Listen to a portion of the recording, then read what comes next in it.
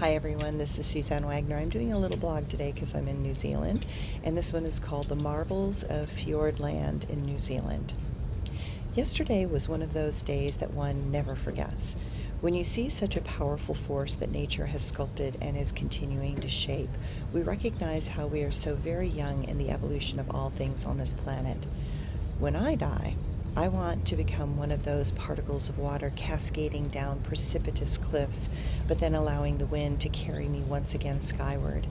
As I fly, I am free.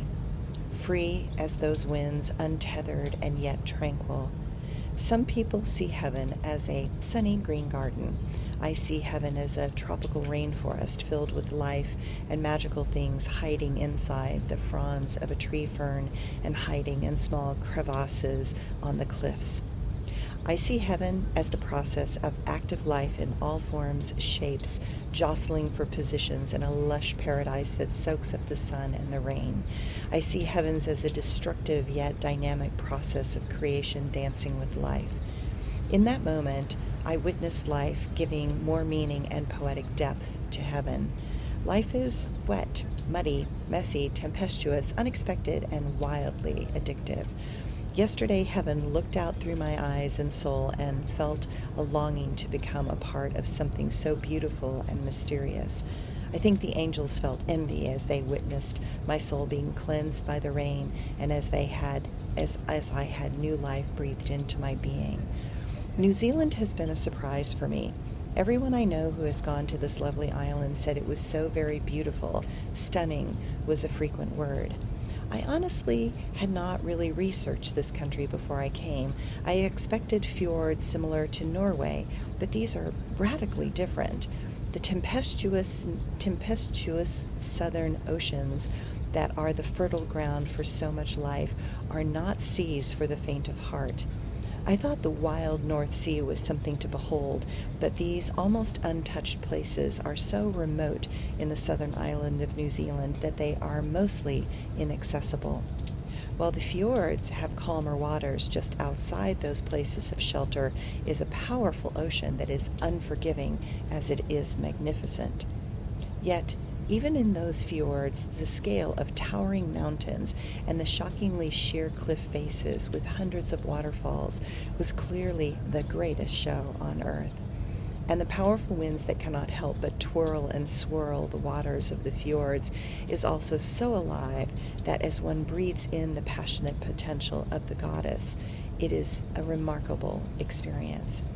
In those moments forever captured in my soul, I recognize that one cannot help but be forever changed. That wind brought all of those witnessing that moment together in a joyful celebration of shared awe and wonder. Barriers broke down, cultures emerged into one being that we all shared. And in that moment, we were all completely one, as all human. This land, so peaceful and clean, is operating from the place that all plastics are reused and converted into roads and walkways, the bases of buildings and into things that can be useful. This small country prioritized its reality around doing no harm to the planet. They pride themselves on everything being meticulously clean. Houses, yards, gardens, and farms are perfectly aligned with this larger purpose, and they have taken on to show the rest of the world that it can be done. And the people are not interested in the false beauty of Western and now Eastern cultures. I did not see one person in New Zealand that was a native that was wearing makeup or remotely concerned about their hairstyle. This place calls to the natural, the casual, and the comfortable. It was blissfully refreshing. No one is judging the appearance of another. Such things have no real intrinsic value here. New Zealanders take their time. They do what is right and with respect for the environment. They want to do it from a place of how they see the future and how they want to create a world worth living in. We can learn a lot from these peaceful warriors. They do not need to shout their achievements from this highest place for recognition. They could care less about that. They have chosen a lifestyle and a way of being with this world and with all of us. This is the only country that could produce all the food for its own people. They are self-reliant and a sturdy stock. They continue to work together and to do what is right rather than what is easy. Theirs is a model that every country should want to emulate, but clearly there are many countries such as ours that are incapable of separating ego from appropriate action. Seeing this country that keeps the wildness wild and allows those magical places to remain inaccessible gives me hope for the whales, seals, ocean life, wildlife, birds, and fish that there will be sacred places left for them to thrive. I give a toast to this country that merges diversity with peaceful contentment. I toast this country that sees that goodness does not have to be flashy and famous. I toast this country that recognizes that it is what we leave behind that will matter to our children and our children's children.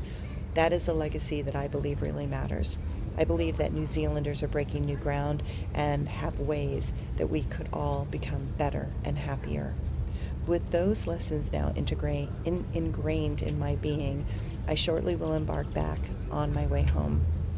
I hope to bring some of that energy and hope with me to infuse my new life with new ways. Wishing everyone that type of peace that comes from all that wildness, finally finding a way to come back home. Thanks, everyone.